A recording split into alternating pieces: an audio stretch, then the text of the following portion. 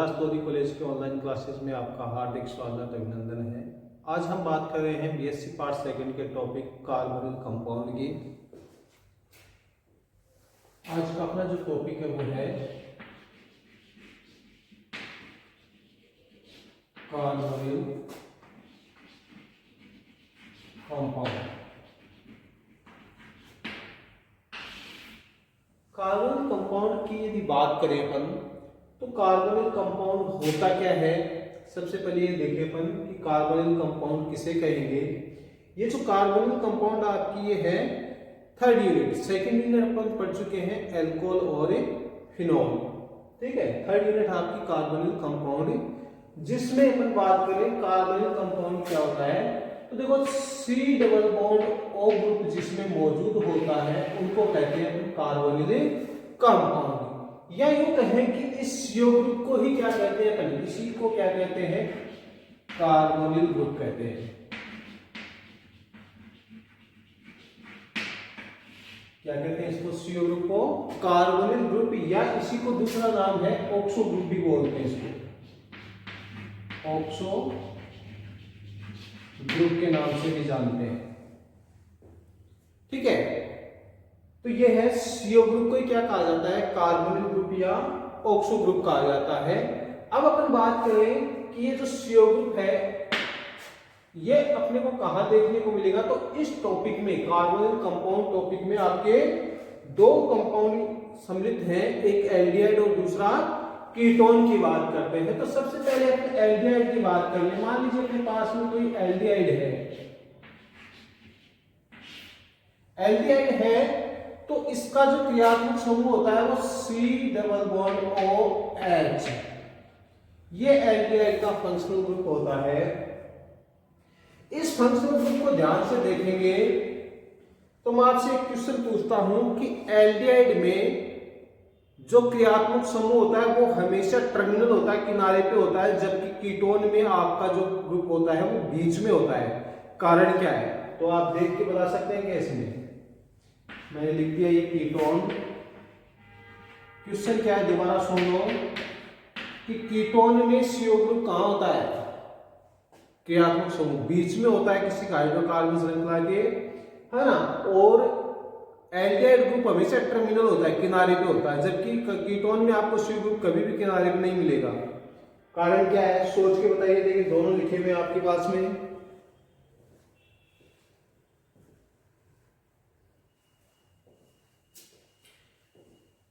तो देखिए इसमें जब अपन बात करते हैं एल्डिहाइड की तो एल्डिहाइड में देखो CHO ग्रुप है, आगे बात में C कार्बन की 4 संयोजकताएं, 2 तो ऑक्सीजन के साथ में बंध बना रही है, एक हाइड्रोजन के साथ में बंध बना रही है, तो इस कार्बन की केवल एक ही संयोजकता फ्री है, एक ही संयोजकता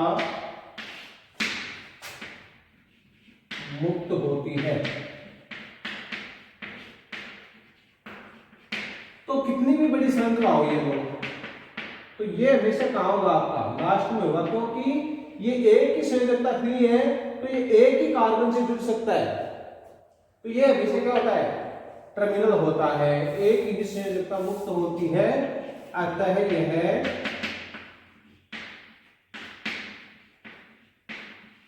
हमेशा टर्मिनल या इसको बोलने पर किनारे पर होता है।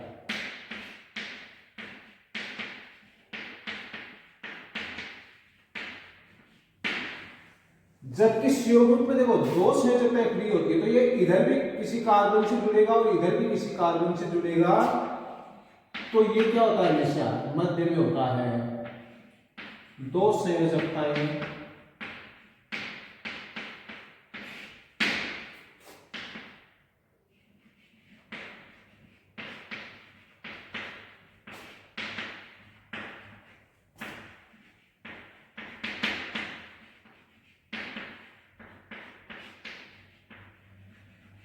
मध्य का मतलब ये नहीं कि हमेशा एकदम बीच में होगा, है ना।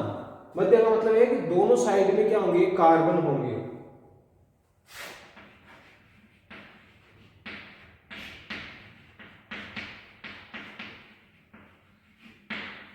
ये तो हो गया इसका रीजन कि एल्डिहाइड और कीटोन ग्रुप जो है, कीटोन में आपका जो CO ग्रुप है उसकी 2 संयोजकताएं मुक्त होती हैं, जबकि एल्डिहाइड में 1 संयोजकता मुक्त होती है। अतः हमेशा एल्डिहाइड क्या होगा, टर्मिनल होता है और CO ग्रुप है वो 2 कार्बन के बीच में स्थित होता है। ठीक है, तो ये तो था इसका बेसिक रीजन एल्डिहाइड और कीटोन में।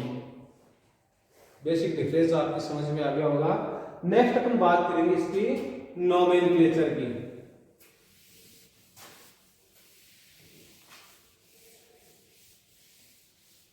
नेक्स्ट बात करें तो अपन बात करेंगे इसकी नोमेनक्लेचर की। इसका नोमेनक्लेचर कैसे किया जाता है। नेक्स्ट हेडिंग डाल लिया आपने नोमेनक्लेचर। नोमेनक्लेचर की यदि बात करें अपन तो नोमेनक्लेचर में सबसे पहले अपन बात करेंगे रूट पद्धति की। बहुत सारी पद्धति है, केवल 2 ही पद्धतियों की बात करें तो रूट पद्धति और IPS की पद्धति की, है ना। तो रूट पद्धति में क्या होगा, इसको अपन इंग्लिश में बोलते हैं ट्राइबल मेथड। ट्राइबल मेथड इसको बोलते हैं। ठीक है, अब रूट पद्धति में क्या करते हैं अपन, जब अपन एल्डिहाइड की बात करें, सबसे पहले अपन एल्डिहाइड की बात करते हैं। एल्डिहाइड में क्या होता है कि आपका जो एल्डिहाइड है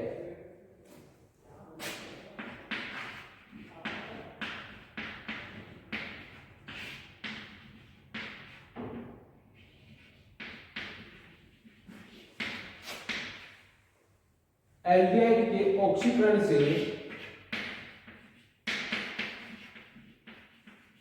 जिस अम्ल का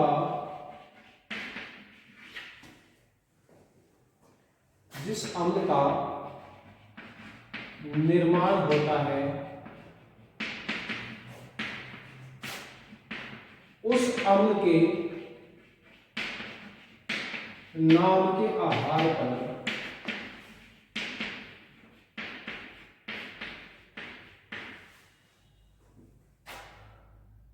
उस एल्डिहाइड का नामकरण किया जाता है। जैसे मान लीजिए अपन बात करें HCHO, ठीक है, तो इसके ऑक्सीडेशन में किसका फॉर्मेशन होता है, एसिड बनेगा आपके पास में फॉर्मिक एसिड। कौन सा एसिड बनेगा,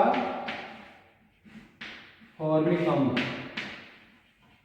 तो इस फॉर्मिक में से एक हटा देंगे तो बन जाएगा फॉर्म, और उसमें क्या जोड़ देंगे, एल्डिहाइड जोड़ देंगे तो ये हो जाएगा आपका फॉर्मेल्डिहाइड।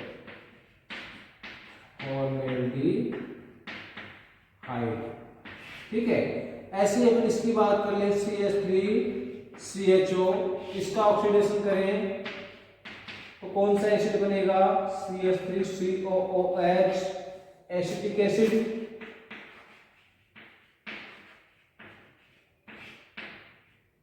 एसिटिक एसिड, इसमें से एक एसिड हटा दिया तो बच जाएगा एसिटिक, और उसमें एल्डिहाइड जोड़ देंगे तो क्या बन जाएगा, एसिटेल्डिहाइड।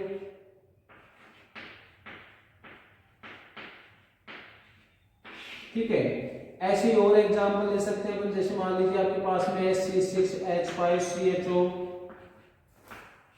इसका ऑक्सीडेशन से क्या बनता है, इसके ऑक्सीडेशन से बनेगा C6H5COOH, इसको बोलते हैं बेंजोइक एसिड।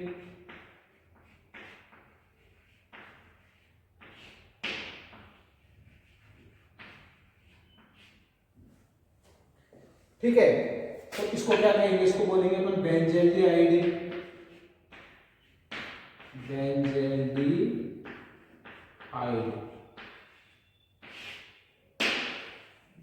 तो इस तरह से अपने एल्डिहाइड का क्या करते हैं, नोमेनक्लेचर करते हैं, किसमें, रूट पद्धति में। एक बार आप इसको नोट डाउन करें, फिर अपन नेक्स्ट बात करते हैं।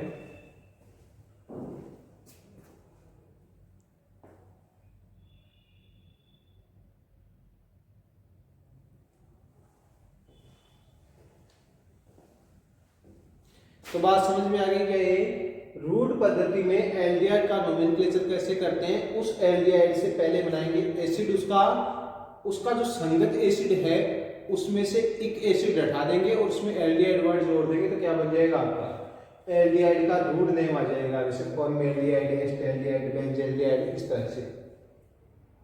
ठीक है, तो मेरे हिसाब से इसमें आपको कोई दिक्कतें नहीं होनी चाहिए। इसके बाद अपन बात करेंगे कीटोन की, कि कीटोन का क्या कर सकते हैं अपन।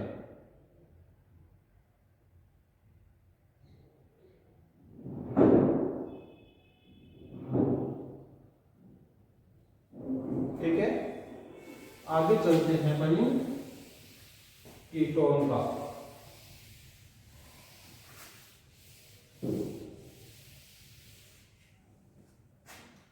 कीटोन का नोमेनक्लेचर कैसे करेंगे, तो वो देखिए आप।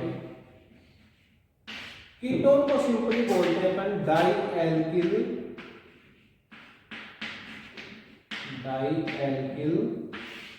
कीटोन बोलते हैं रूट पद्धति में। ठीक है, जैसे मान लीजिए आपके पास में एक एग्जांपल लिखता हूं मैं,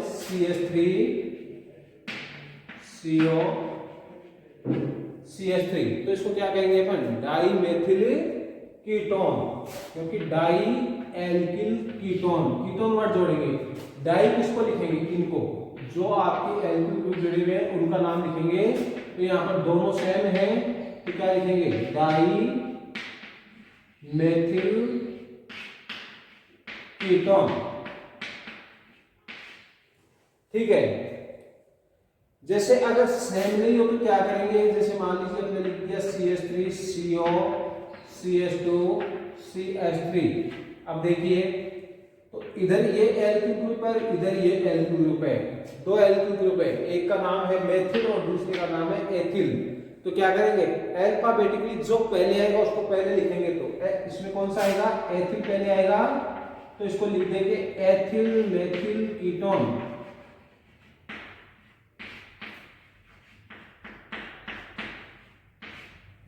एथिल मेथिल कीटोन।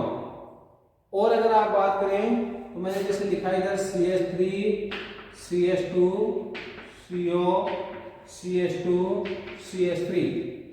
अब देखिए इधर भी क्या है, एथिल, और इधर भी क्या आ गया, एथिल, तो दोनों ग्रुप सेम है, तो इसको क्या लिख देंगे, डाई एथिल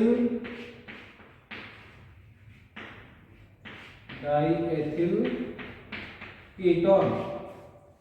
इस तरह से अपन इसका रूट पद्धति में क्या करते हैं, नामकरण करते हैं। एक बार कीटोन की नोमेनक्लेचर भी उतार लीजिए आप।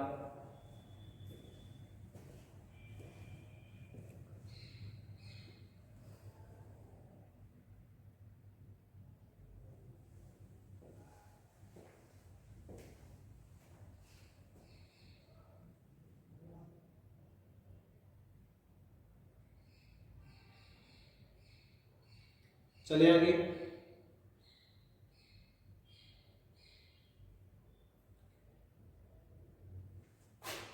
तो इस तरह से अपन कीटोन का नोमेनक्लेचर कर सकते हैं, यानी CO ग्रुप के दोनों साइड में जो भी एल्किल ग्रुप लगे हुए हैं उनका नाम लिख करके अपन साथ में क्या लिख देंगे, कीटोन लिख देंगे। तो रूट पद्धति में कीटोन का क्या हो जाएगा, नोमेनक्लेचर आपके सामने देखने को मिल जाएगा। ठीक है, तो ये तो थी रूट पद्धति।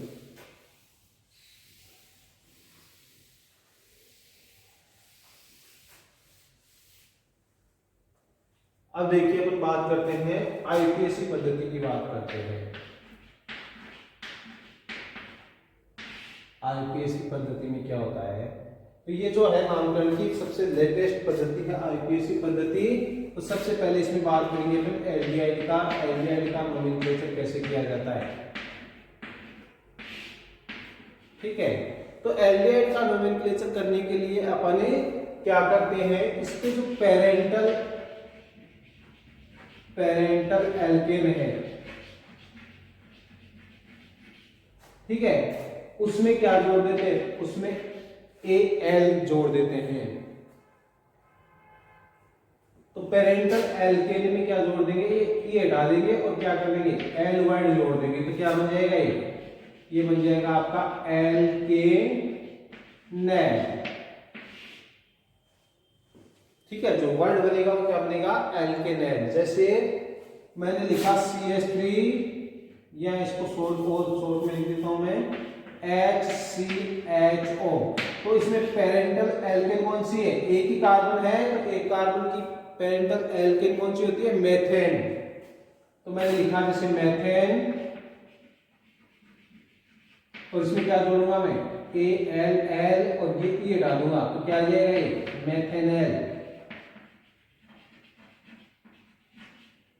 ऐसे ही मैं क्या करूंगा, जैसे मान लीजिए ये अपने पास में CH3CHO, तो इसमें दो कार्बन है, दो कार्बन की पेरेंटल एल्केन कौन सी होती है, एथेन, और इसमें क्या जोड़ देंगे, एल, इस ई को हटा देंगे, तो क्या आ जाएगा, एथेनेल।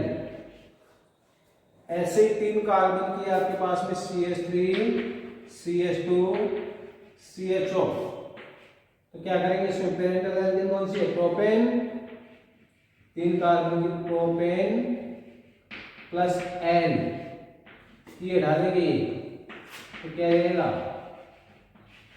प्रोपेनेल।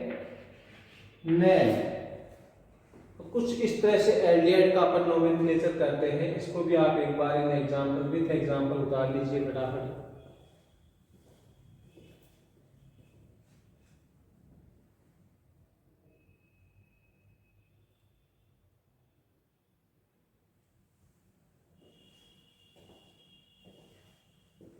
तो ये एल्डिहाइड का नोमेनक्लेचर है।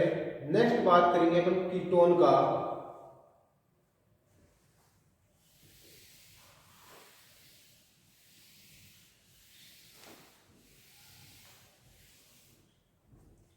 तो कीटोन का नोमेनक्लेचर करेंगे तो कैसे करेंगे, कीटोन के नोमेनक्लेचर के लिए अपन इसमें जो पेरेंटल एल्केन है, पेरेंटल एल्केन है, इसमें क्या करते हैं, ONE वर्ड जोड़ते हैं, ये हटा देते हैं, तो क्या बन जाएगा, अपने पास में ये बनेगा एल्केनोन।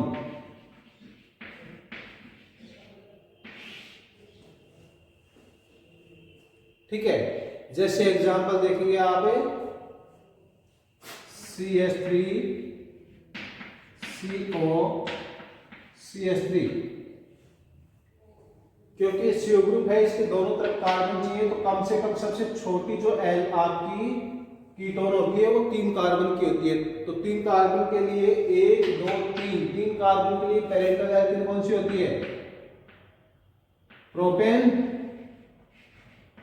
तो प्रोपेन प्लस क्या जोड़ेंगे इसमें, CO ग्रुप है तो ऑन, ये डालेंगे तो क्या आ जाएगा, प्रोपेनॉन, प्रोपेनॉन। अब इसमें देखिए CH3 CO CH2 CH3, 4 carbon की है, तो क्या आ जाएगा, ब्यूटेन। 4 कार्बन के लिए क्या काम में लेते हैं, ब्यूटेन, और इसमें ऑन जोड़ेंगे तो क्या आएगा, ब्यूटेनॉन। ठीक है, अब देखिए इन दोनों में अपने को CO ग्रुप की पोजीशन नहीं बतानी पड़ रही है, क्यों, क्योंकि इनमें CO ग्रुप यही रहेगा, इसके अलावा कहीं नहीं जाएगा, इसमें भी यही रहेगा, चाहे इसको इधर जोड़ देंगे, इसको इधर जोड़ देंगे, तो भी क्या आएगा, सेम नोमेनक्लेचर रहेगा इसका। इससे आगे वाले में दिक्कत आ जाती है, जैसे मैंने लिखा इसको, ये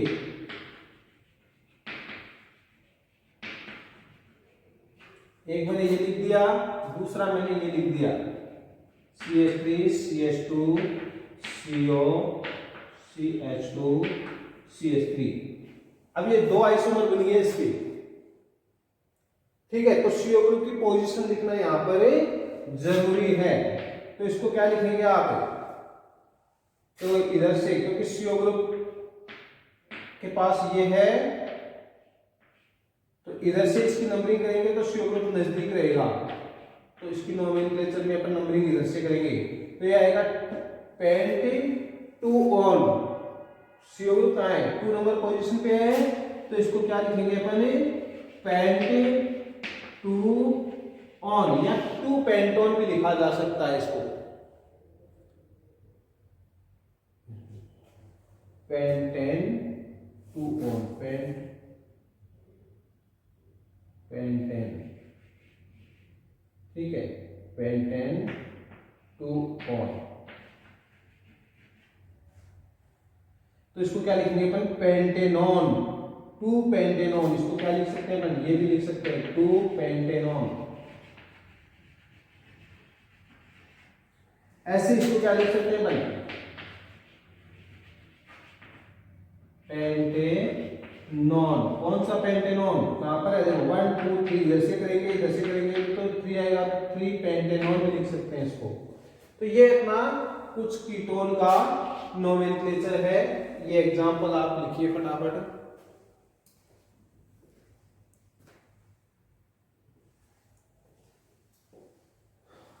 तो ये था एल्डिहाइड और कीटोन का सिंपल सा नोमेनक्लेचर, ताकि आपको जब नाम लिखा हुआ हो कोई भी कीटोन या एल्डिहाइड का तो आपको आराम से समझ में आ जाए कि वो किस एल्डिहाइड या कीटोन की बात कर रहा है, उसकी संरचना क्या होगी, कितने कार्बन का होगा, क्रियात्मक समूह कहाँ होगा, ये थोड़ा सा आइडिया हो जाए, इसके लिए ये नोमेनक्लेचर आपको सिखाया जाता है। ठीक है, अब बात करते हैं अपन इसकी आइसोमेरिज्म की। हालांकि आइसोमेरिज्म से क्वेश्चन नहीं पूछा गया कभी भी, लेकिन फिर भी मैं थोड़ी सी बात करूंगा आपसे आइसोमेरिज्म। तो एक तो देखो यहाँ पर जो आइसोमेरिज्म देखने को मिलती है वो मिलती है चैन आइसोमेरिज्म, चैन आइसोमेरिज्म, ठीक है। जैसे मान लीजिए आपके पास में ये है CH3 CH2 CH2 CH2 CHO, एक ये कंपाउंड है। दूसरा कंपाउंड की बात करता हूं मैं, CH2 CH3 CH2 CH। तो इसमें आपके कितने कार्बन की श्रृंखला है, 5 कार्बन की, इसमें कितने कार्बन की श्रृंखला है, 4 कार्बन की। तो ये है आपका चैन आइसोमेरिज्म, और ये चैन आइसोमेरिज्म हमेशा आपकी हाइड्रोकार्बन श्रृंखला में, है ना, नंबर ऑफ कार्बन पे के कारण दर्शाई जाती है। दूसरी जो संरचना की बात कर रहे हैं वो है पोजीशन आइसोमेरिज्म, पोजीशन आइसोमेरिज्म। और ये पोजीशन आइसोमेरिज्म है वो जनरली आपकी कीटोन में देखने को मिलती है, इसमें देखने को मिलेगी कीटोन में। जस्ट मैंने बताया था, अभी एग्जांपल आपको नोमेनक्लेचर में जाएंगे तो मैंने आपको बताया था 2 पेंटेनॉन और 3 पेंटेनॉन, वो दोनों किसके एग्जांपल हैं, पोजीशन आइसोमेरिज्म के एग्जांपल हैं। तीसरा आप बात करें तो फंक्शनल आइसोमेरिज्म, फंक्शनल आइसोमेरिज्म। तो ये देखो एल्डिहाइड कीटोन जो है वो क्रियात्मक समूह समावयता दर्शाते हैं। क्रियात्मक समावयता के कारण, जैसे मान लीजिए मैं एक एग्जांपल लिखूं आपको, तो किस किस के साथ दर्शाएंगे, तो ये एल्डिहाइड, है ना, किसके साथ दर्शाता है, कीटोन के साथ दर्शाता है, एपॉक्साइड के साथ दर्शाएगा, और आपका एल्किनोल जो है उसके साथ भी दर्शाता है। तो एक एग्जांपल लेके मैं इसको समझा देता हूं आपको। जैसे मान लीजिए अपन ने लिखा CH3 CH2 CH2 CHO, ये 3 कार्बन का लेके समझा देता हूँ, ये ताकि लिखने में भी ज्यादा दिक्कत नहीं हो, है ना। CH3 CH2 CHO, ये तो एल्डिहाइड हो गया। इसी अणुसूत्र से मैं क्या लिख सकता हूं, ये लिख सकता हूं CH3 CO CH3, ये कीटोन हो गया। एपॉक्साइड लिखना हो तो मैं क्या लिख सकता हूं, CH3 CH CH2, और ये आपका O। एल्किनोल लिखूंगा तो मैं क्या लिख सकता हूं, CH2 double bond CH CH2OH। देखिए इसका सबका फॉर्मूला क्या है अपने पास में, C3H6O। इसको फॉलो करते हैं नहीं है। इसमें 3 कार्बन हो गए, 1 2 3, 3 2 5 और 6 हाइड्रोजन हो गए, एक ऑक्सीजन हो गया। इसको देखेंगे तो 3 कार्बन हो गए, 6 हाइड्रोजन और एक ऑक्सीजन। इसको देखेंगे तो 1 2 3 कार्बन, 3 1 4 तो 6 हाइड्रोजन और एक ऑक्सीजन। ठीक है, इसको देखेंगे तो 1 2 3 कार्बन, 2 3 2 5 और एक 6 हाइड्रोजन और एक ऑक्सीजन। तो ये सारे क्या करते हैं, इस अणु सूत्र को फॉलो करते हैं, लेकिन सबके क्रियात्मक समूह में अलग अलग है। ठीक है, इसमें आपका क्रियात्मक समूह हो गया CHO, इसमें हो गया CO, इसमें आपका ये ऑक्साइड का ये हो गया, और इसमें आपका ये इन और ये और। ठीक है, तो इस तरह से ये जनरल आपका इंट्रोडक्टरी पार्ट था, नोमेनक्लेचर एंड आइसोमेरिज्म, जिसको अपन ने कंप्लीट किया है। इसके बाद में अपन बात करेंगे इसके बनाने के मेथड की ओर चलेंगे, और फिर इसकी जो विधियां हैं बहुत ही इंपॉर्टेंट है, सार्वजनिक रिएक्शन है विशेषकर इंपॉर्टेंट है, तो अपन उनको स्टडी करेंगे। आज के लिए इतना ही। Thank you, best of luck.